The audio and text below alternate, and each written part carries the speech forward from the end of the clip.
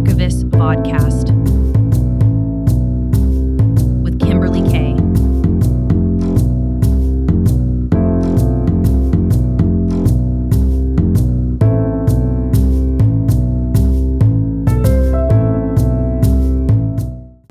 This is Case 1, Episode 3 of our investigation into the mysterious death of Rendy Bowie. At 8 months pregnant, Rendy and her unborn baby tragically died under questionable circumstances. Her husband, C.E. Bowie, stood trial for her murder. In this episode, we conclude the testimony of Veenie Bowie. Veenie, an eyewitness, was the oldest daughter of C.E. and Rendy Bowie. Her testimony was documented on December 16, 1931. Well, hello there, morning crew, and welcome to episode 3. I'm Kimberly Kay, and you're watching or even maybe listening to the Death Archivist podcast. So thank you for joining in our investigation. So in this episode, we are going to conclude Veenie Bowie's testimony. She was the first witness called for the prosecution in this case, and her purpose and role was to lay the foundation about the events that happened on the night that Rendy died and things happening within the family that may have some significance to the story. So we're going to finish that testimony, and then you are going to decide if you think she was telling the truth or if she was possibly exaggerating or maybe not even telling the truth at all. So those are some things that we need to pay attention to, as we listen to what she has to say. And just to kind of help with that, if you're following our socials, specifically Facebook, I put a reel out there that explains what we should be looking for when we are assessing witness testimony. And it's called the Witness Evaluation Checklist, and it'll give you some key areas and then some questions you can kind of focus on within those areas. And that should help as we work through this testimony. And after we hear it, we'll do some evaluation based on those questions and just see what we come up with. But before we get into this, there were a few things that I wanted to talk about that stuck out to me in this testimony. 3 things specifically. One being sexual relationships between older men and younger women, in this case, a teenager, domestic violence, and then cemetery plots. Those were 3 areas that were important to Veenie's testimony. So basically, and I hope I'm not spoiling it, during this episode, we learn about a relationship that Veenie had with her Aunt May's husband, Floyd. Both the prosecution and the defense question her about this relationship. And of course, she denies it, but then eventually she gets caught up in it and pretty much admits it. She says that her father whipped her, and the cross lawyer McLeese says, was it because of your relationship with Floyd Neely? And she says, no, I don't think so. So she more or less admits, without, I think, realizing it, that she did have a relationship with him. At which point the prosecutor comes back and just point blank asks her if she has a sexual relationship with this man, which of course she denies. So a few things around that stuck out to me is the fact that Veenie was 17 at the time of this trial. So really, she was still legally underage. And Floyd Neely was 34 years old, and he was a married man. And another thing that hopefully we'll learn more about as we move along is it seems that this relationship was known and pretty much accepted, I guess, by the people around. Apparently, May knew about this relationship. CE definitely knew about it and did not approve of it. And that was part of the issue between him and Veenie. So we'll hear a little bit of that in the testimony. So those are some things that were just odd to me. And then I did some research to find out what the legal context was for this situation in 1931. So I wanted to share what I learned with you. So the age of consent in many states is between the age of 16 to 18. So she definitely would have been within that range of legal consent. And I think that's still probably that today in many places. Laws were generally less strict about this sort of thing and less enforced than they are today. Many relationships between older men and teenage girls, they were just tolerated or overlooked. Some viewed them as morally or legally problematic, but for the most part, they were just tolerated and overlooked. And so, how do we think about that today compared to 94 years ago? Today, we recognize issues like significant age differences in relationships and the power imbalances that come with that. Generally, older men will have a lot more power in that type of relationship, of course, than the teenage girl. And just to bring it into modern times, we are living that in real time today with everything that's happened with Jeffrey Epstein and Ghislaine Maxwell and the work. I don't know if I would call it work, but the situation they had where they were recruiting young girls and bringing in older men to be with them. So it still happens even today, but fortunately, society is a little more vocal about acceptance of that. So um, those are just kind of, I guess, societal taboo issues that were issues in 1931, just like they are today. So that's something important to note. The next thing that I wanted to mention was domestic violence. So throughout Veenie's testimony, we hear a lot about domestic violence. There are issues between CE and Rendy, between CE and his children, between CE and Veenie. So we hear a lot about domestic violence. And so I wanted to do a little bit of research on that. And I learned that, and I pretty much suspected this in 1931. Domestic abuse, especially against women, was more widespread and normal, if there's such a thing. It was often hidden due to social norms and just regarded as more of a private matter rather than a societal issue. And I can tell you that really has only changed in the last 30 years or so. So, not very long.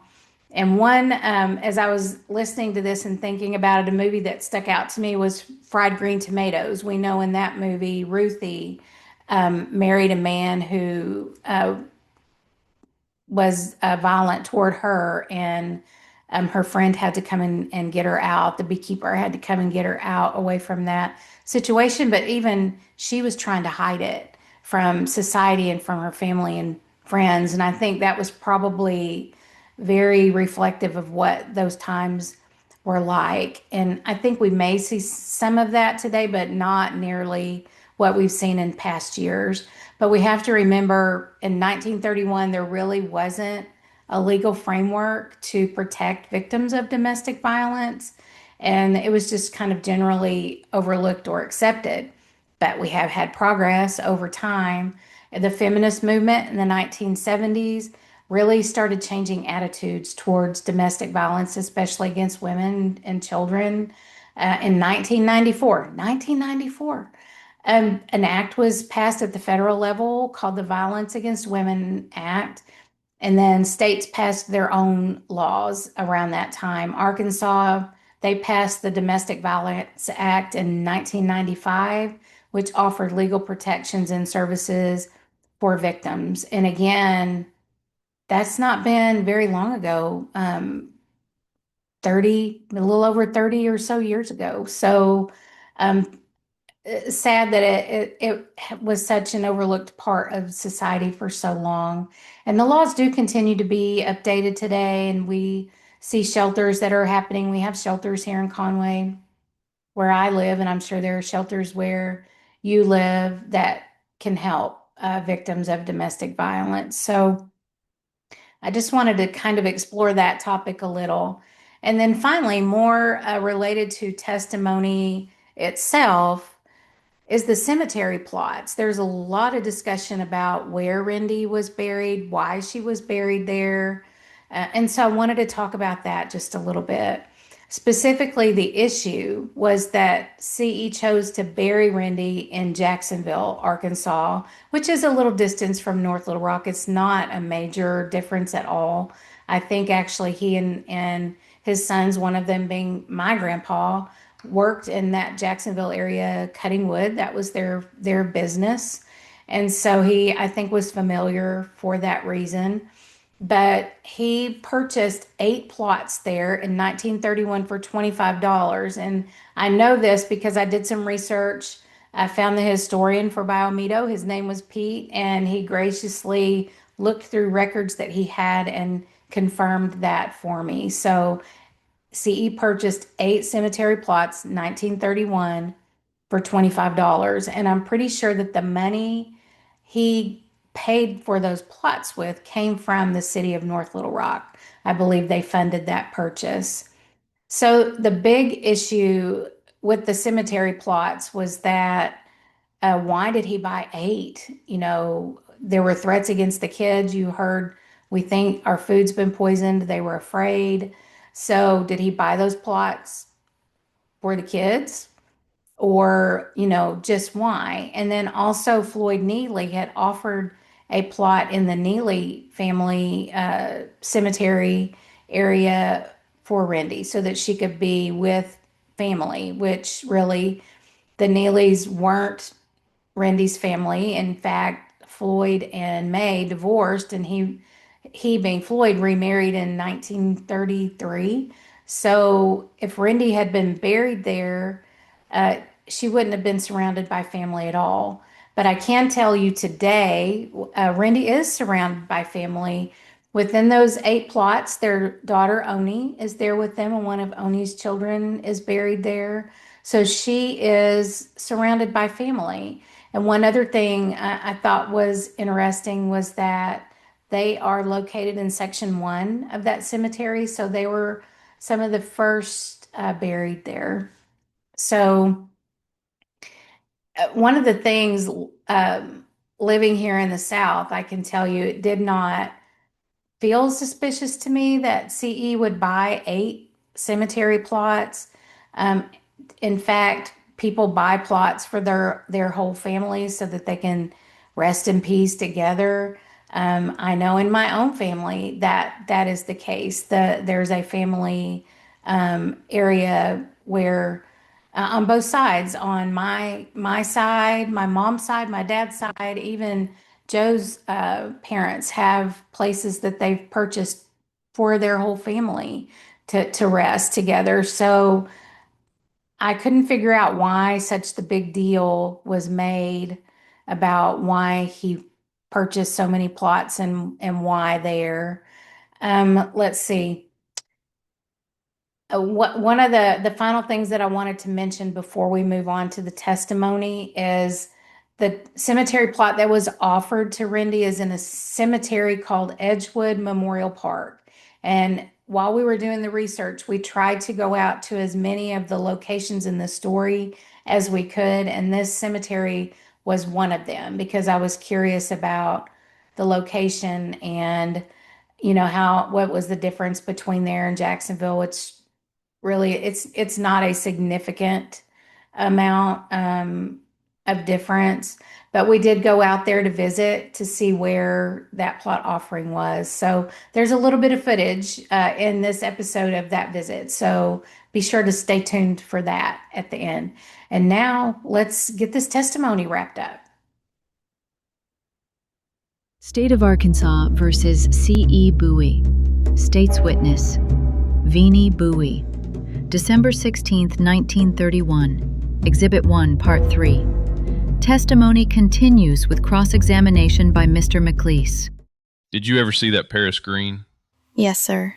What color was it? Green. Did your mother at any time during the day before her death ask you where the Paris green was? No, sir. She didn't ask you that? No, sir. Did you, on the morning you visited Mrs. Vitito, while you were there that 30 minutes, tell Mrs. Vitito that your mother had asked you where it was?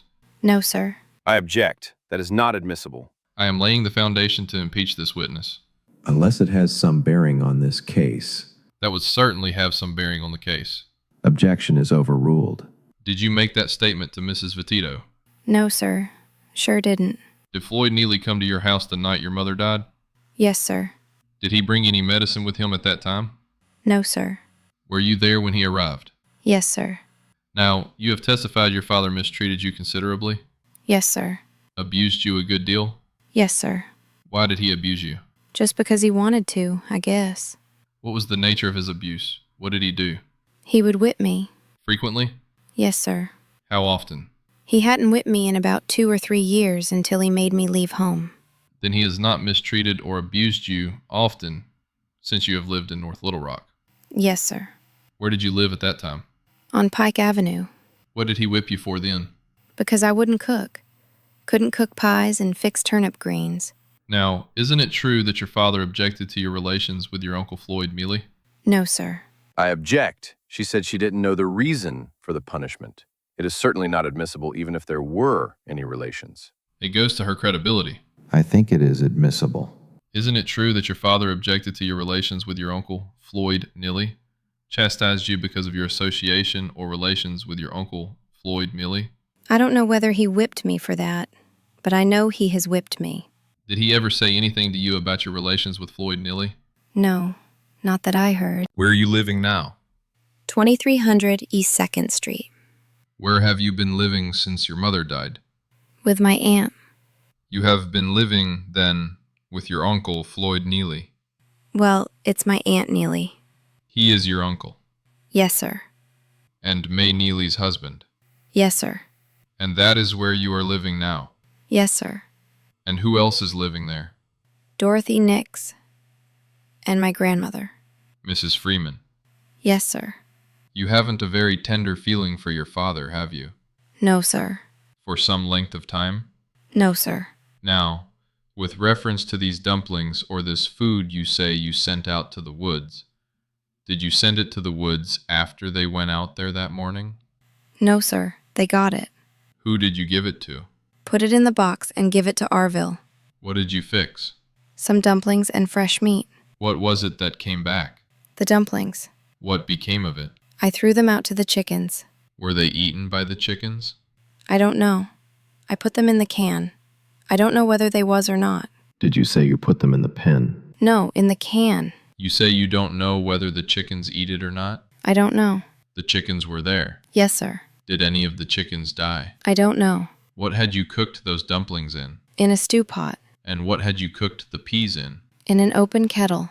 Isn't it true you had a lard bucket and tin bucket there that you cooked the peas in? No, sir. Now, after you got up that night and went outside following your mother, where did you find your mother and father? Coming towards the house. How long were you getting out of the house? Just a few minutes. Just as soon as she jumped up, I told my sister to get up. What was he doing with your mother at the time you saw them? Bringing her towards the house. Did you stay there after that? No, sir. Where did you go? After the doctor. Where did you go to get a doctor? About 3 blocks on 3rd Street. Do you know where Mrs. Johnson lives? Yes, sir. Did you go there that night? Yes, sir. When? After I went after Mrs. Walton. Why did you go to Mrs. Johnson's? Daddy sent me down there. He sent you to both places? Yes, sir. What for? To tell them to come up there. Why did he want them to come up there? I don't know. Help him, I guess. Did Mrs. Johnson ask you what was the matter? She didn't ask me what was the matter. I told her mother was choking and smothering. Did you tell her that your mother was choking or smothering or that she had another choking spell? I didn't tell her that.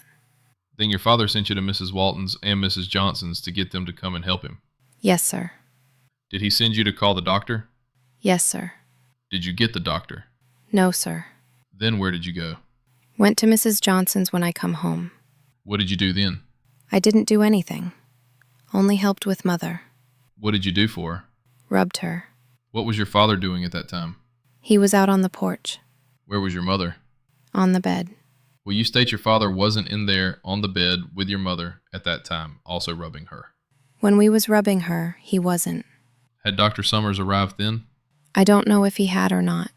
Had the ambulance arrived at that time? Yes, sir.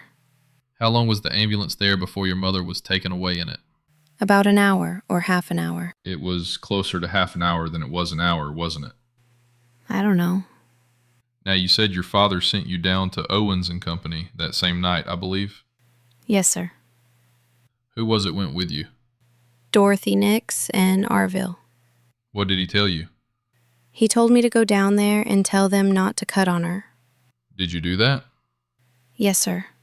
Who did you tell it to? Mr. Owens. Someone at Mr. Owens. I don't know if it was him or not. You were not at the house during the time your mother was violently ill, before she died? No, sir. You were out trying to get a doctor? Yes, sir. And trying to get Mrs. Walton and Mrs. Johnson? Yes, sir.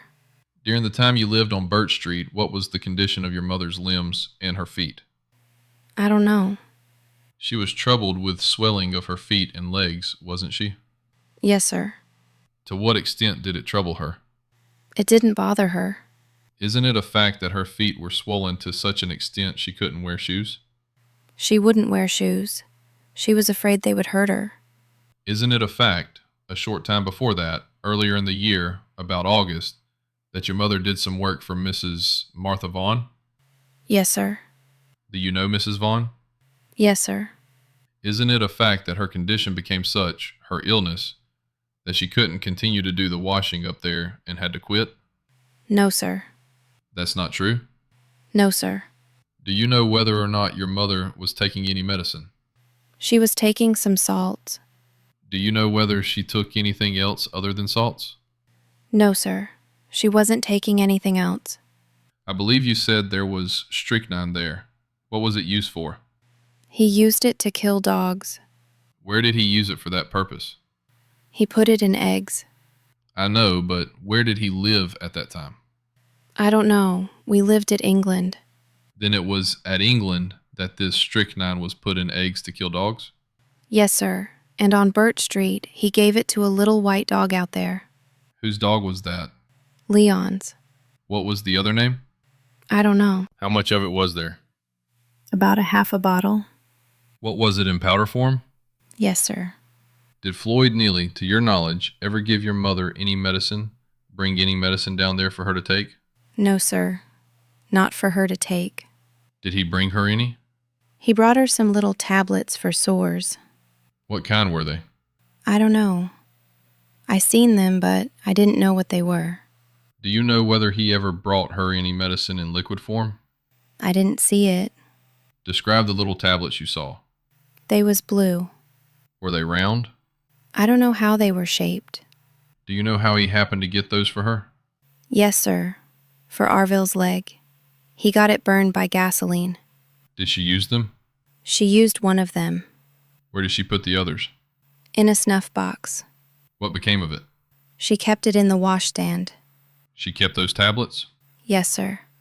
Now, the night of these threats your father made against your mother, that you have testified about, you say he threatened to kill her if she came to bed? Yes, sir. Is that the customary way he would express himself? Yes, sir. That was the nature of his threats at all times? Yes, sir. If she came to bed with him, he would kill her. Yes, sir. Did he ever make any other kind of threats against her? Not as I know of. Then naturally, those threats would be made at just about the time she was preparing to go to bed? Yes, sir. And at no other time or occasion did he threaten her? Well, he threatened to knock and slap her down.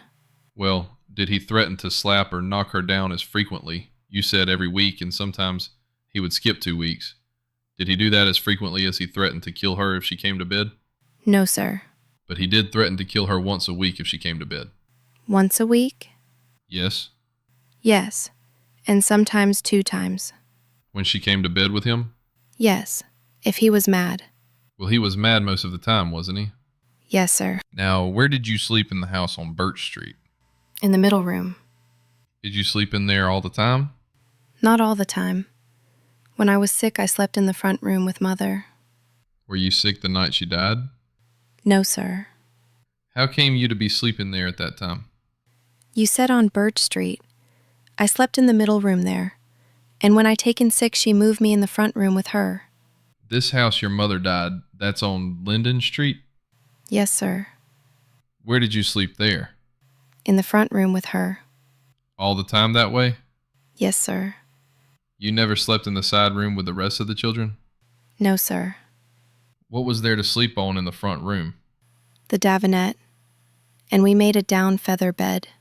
And what was there to sleep on in the other room? A mattress. There were 2 beds in the other room? Yes, sir. But there wasn't another mattress on it. During the time you lived on 2nd and Linden, you slept in the front room with your mother. Yes, sir. What kind of lights did you have? Lamplights. What time were they turned out in the front room? They was not turned out at all. Isn't it a fact they were turned out at the time your father and mother went to bed? No, sir. They were still on, Ben. Yes, sir. Was there a lamp in the other room where the other children were? No, sir. Had they all gone to bed? Yes, sir. Were you undressed? Yes, sir. Was your mother undressed? Yes, sir. You said you went back in the room where your mother was after you called Mrs. Johnson and Mrs. Walton? Yes, sir. And rugged your mother's arms? Yes, sir. Did your mother do any vomiting there? I don't know. She didn't when I got back. Did you have pillow slips on the pillows there? Yes, sir. Was there any substance on these pillow slips? What run out of her mouth? Yes. Yes, sir. Do you know what became of those pillow slips? My aunt took them home with her. When did she take them? Monday. That was the Monday following the Sunday your mother was buried. Yes, sir. Did your Aunt May say anything to you about the pillow slips? Yes, sir. She said she wanted to keep them. She didn't give you any reason as to why she wanted to keep them? No, sir. How long have you known May Neely? All of my life. She has not been on very friendly terms with your father, has she? I don't know. Well, you have seen them together in their conduct or demeanor towards each other. Yes, sir.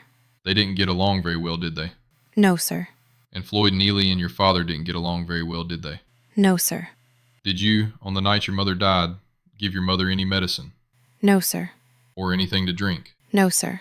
Anything to eat? No, sir. Or anything to chew? No, sir. At any time? No, sir. Do you know of anyone else who did? My little brother said our daddy did. The cross-examination by Mr. McLeese is complete. Now Mr. Dunham will conduct a redirect examination. Mr. McLeese asked you about your conduct with Floyd Neely, and if your father hadn't punished you for that. Has there been any intimate relations between you and Floyd Neely? That is, has he shown any affection towards you? With my lessons? No, not with your lessons. Did he ever try to make love to you? No, sir. He is your aunt's husband? Yes, sir. Was he ever anything but nice to you? He was nice to me. Always nice to you? Yes, sir. Did he ever conduct himself in any other manner?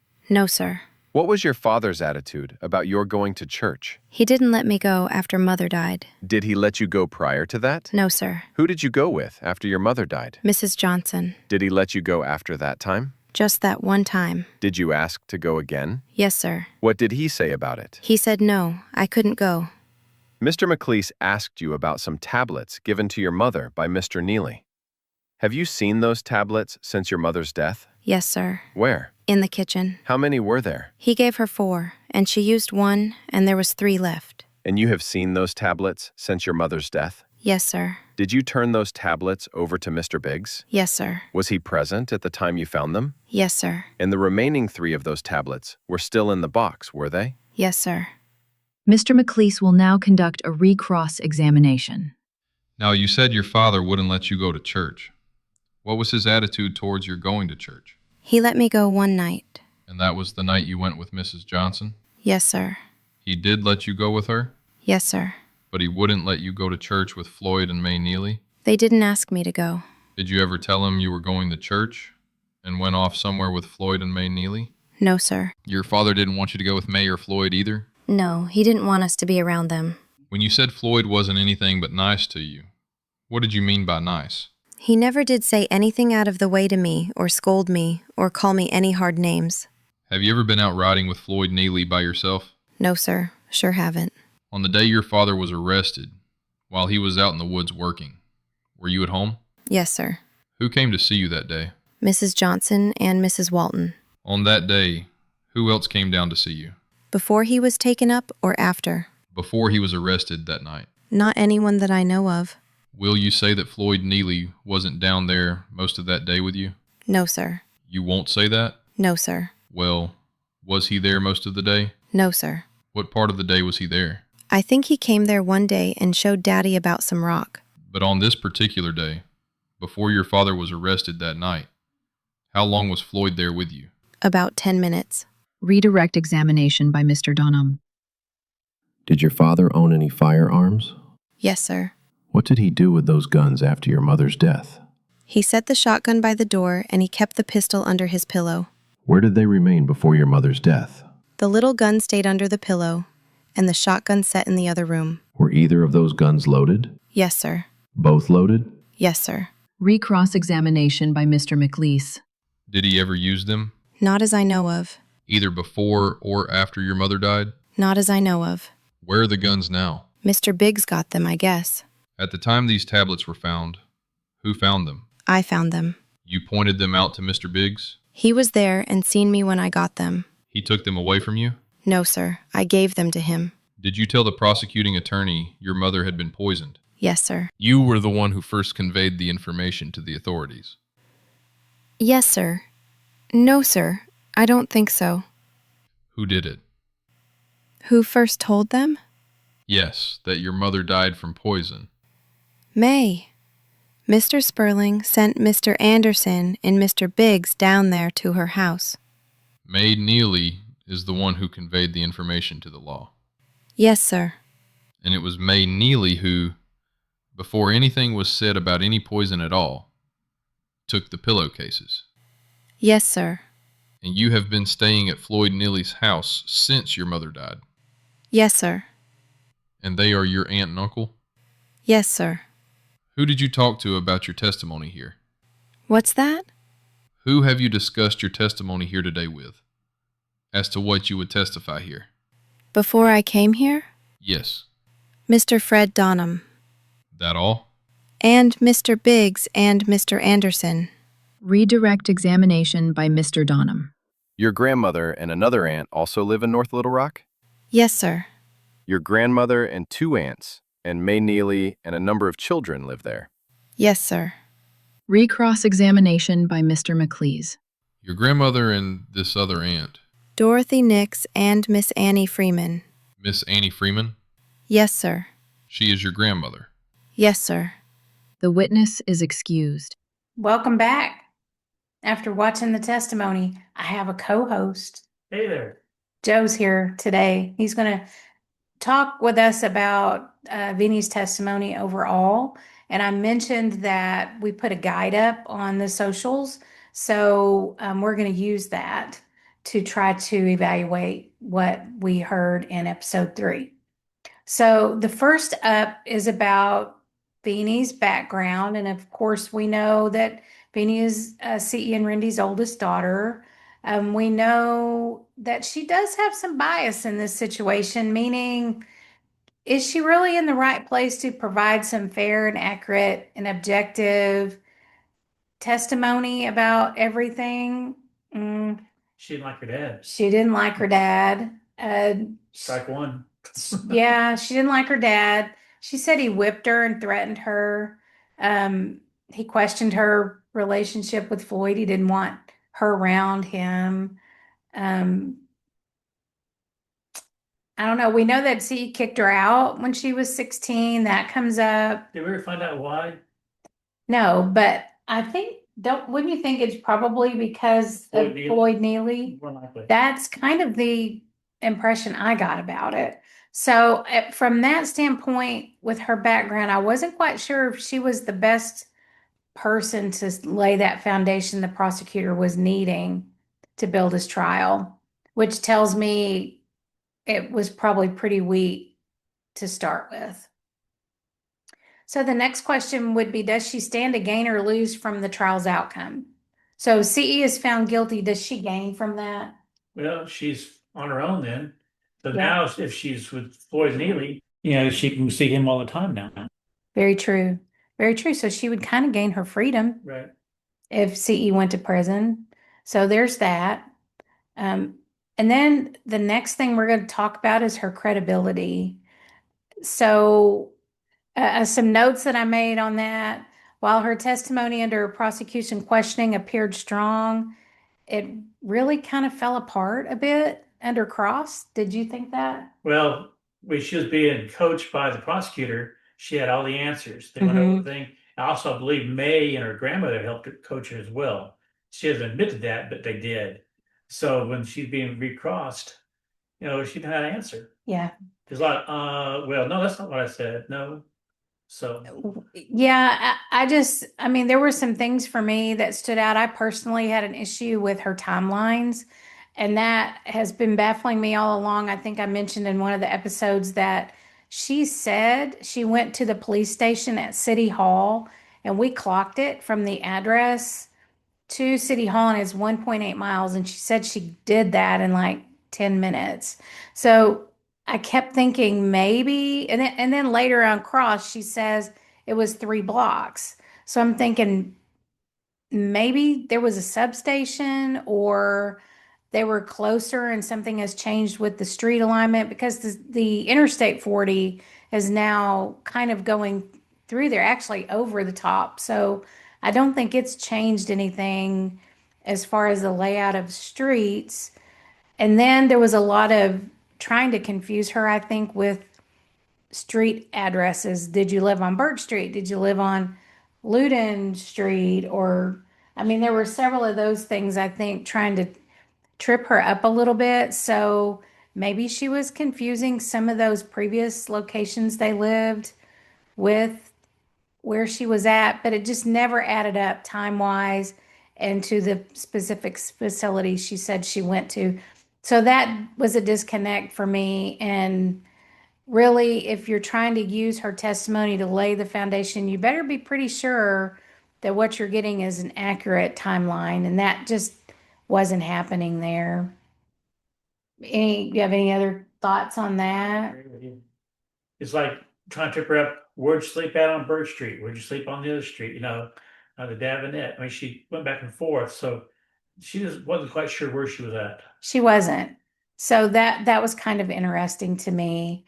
And then I made a note about the influence on her testimony. It felt like may have been involved with telling Veenie and the other kids that CE had poisoned their mom, creating that fear in them with the chicken and dumpling story. He's got, 8 cemetery plots. So I think someone planted some fear there. And I don't think that was all on Veenie. I think someone was giving her information too. And I think that person was probably Floyd or May. I think it was May, because May is one that told Veenie that her dad poisoned her mom, and Yeah. Veenie's one that told the police that her dad poisoned her mom, and then she went after the pillowcases. True. May plays a big part of what happened, I believe. Well, her name sure came up Yes, it did. a lot of time. So I found that interesting. Let's see. The next category was evaluating her knowledge of events. And so my notes on that were that during the prosecution, again, she seemed to know the details and the order of things. But then on cross, again, it started falling apart. Something that stood out to me in the prosecutor's questioning, she said, Rendy jumped up, ran outside. I believe I read in there, she sat down on the truck board, the running board of the truck. CE ran after her. The kids went out there, and then he told her, "Go get a doctor." And so she was gone during most of the events that happened. But then on cross, she said when her mother ran outside that she got her sister up, Oni got her sister up, they got dressed, and when she was heading outside, Rendy and CE were headed back towards the house, which I thought was odd because Rendy was 8 months pregnant, around 8 months pregnant. We know from upcoming autopsy findings that she weighed around 180 pounds. So CE could not have been carrying her back to the house. So was she walking back to the house? And if she was, maybe she was okay at that point in time, but he's saying to her, go get a doctor, to check your mom. So that was kind of unclear. I'm like, did she walk herself in? How was she coming back toward the house? Yeah. Who knows? Yeah, I don't know either. Then there were some changes in her efforts to get the doctor. She first said she ran to got the doctor. She got Mrs. Johnson. She got Mrs. Walton. And then on Cross, she mentions that after she does that, she's back in the house rubbing on her mom's arm to comfort her while CE is out on the porch. And she's asked, was Dr. Summers there? Had he arrived yet? She was, I don't know. And That's kind of strange. yeah, But also, Neely called the doctor also. So yeah, how many times did they call the doctor when they finally got there? yeah, Really strange. yeah. Because she says at one point, Dr. Summers didn't come until Floyd Neely Right. called him. So a lot of not real clear, clear as mud kind of things going on there with that.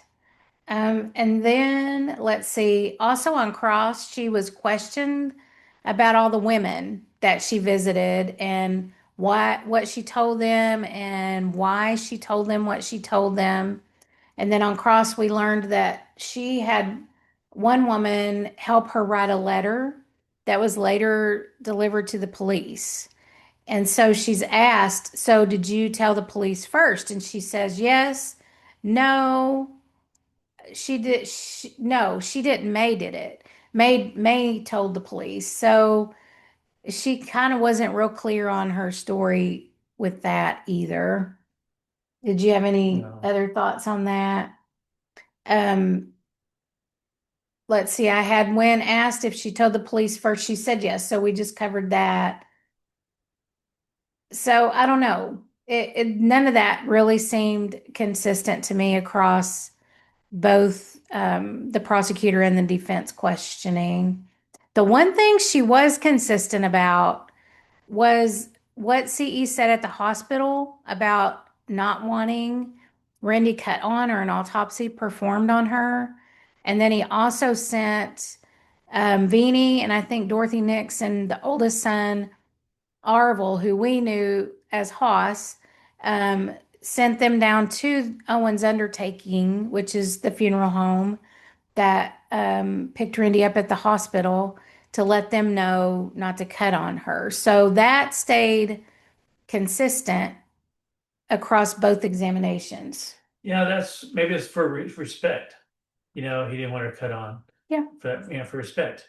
Because back then they didn't have forensics, so how are they going to figure out what was going on? So Well, and she was pregnant. I mean, to me, that is a little. I could kind of see it too. I could kind of see it too.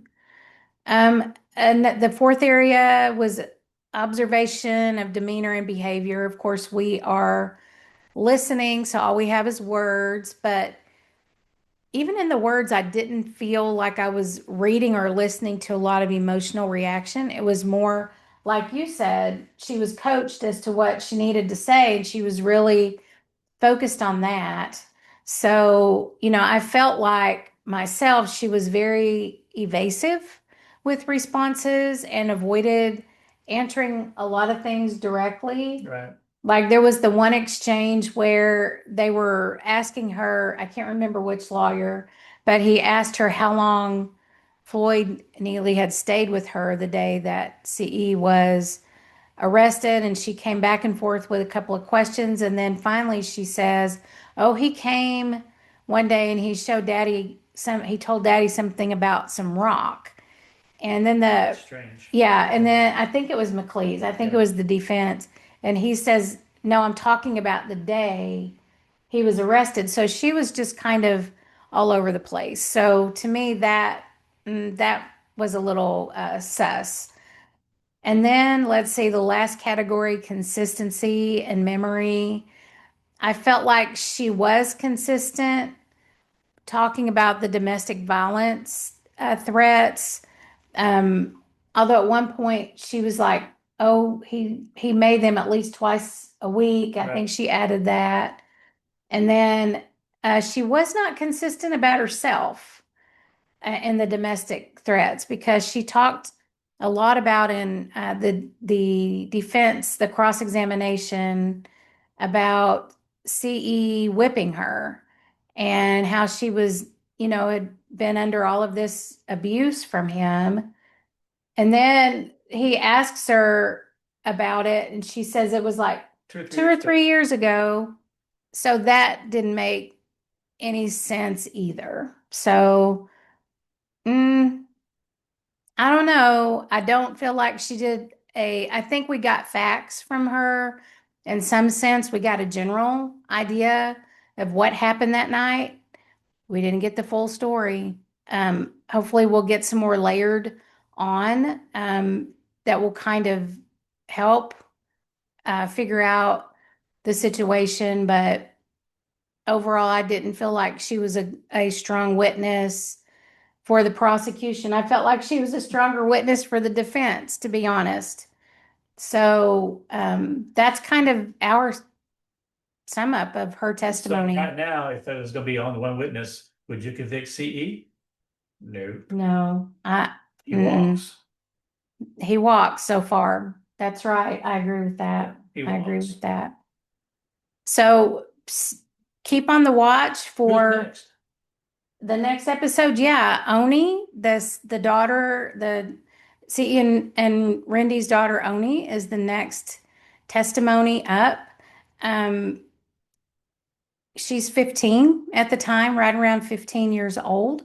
What's been really interesting about that is, when this happened, the kids were scattered. The boys were kind of sent back to the family farm in Faulkner County, and the girls were sent to an orphanage in Little Rock. And so we didn't have a lot of contact with any of them. I do, not knowing a lot about the story growing up, but knowing there was one there kind of in the back of my head, but not any details about who was who. I didn't know my grandfather's sister Oni, although she lived in Jacksonville area. But through reading obituaries and just trying to track down names, I found her granddaughter, Brandy, who lives in this area. And so we've been in touch on social media, and we're friends on social media. And Brandy made a video for this vodcast, to tell us a little bit more about her grandmother, Oni. So, and then there was another mystery that came with that. So we'll talk about that next time. But Oni's up next. And then after Oni, we move into all of the medical examiner and autopsy issues and testimony, which will be really interesting because I have some thoughts around that. So keep watching the socials. We're putting some interesting things out there, I think. When we travel places, we generally make the effort to look at cemeteries and older cemeteries and memorials and things like that. And I've been able to pull from some of that to create some posts in general, just out on social media, to accompany the things we're learning in this vodcast and in this study of the mysterious death of Rendy Bowie.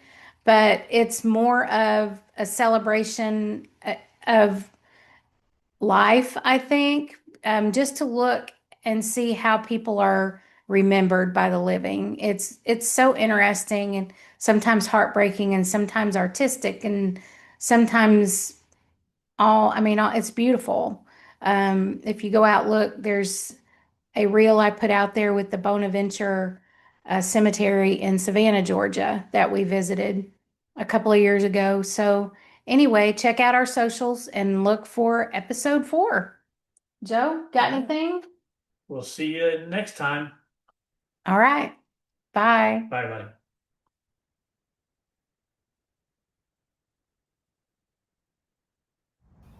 So this is the Edgewood Memorial Park in North Little Rock, Arkansas. And what you're seeing is the Neely family plot. So there are three plots on each side of the main headstone. As you can see there, Floyd is there along with his wife and his mother. On the back side of the stone is where Jack is located and two other family members. And this is where Floyd Neely offered a plot for Rendy next to his brother Jack, who died in 1929, just a few years earlier.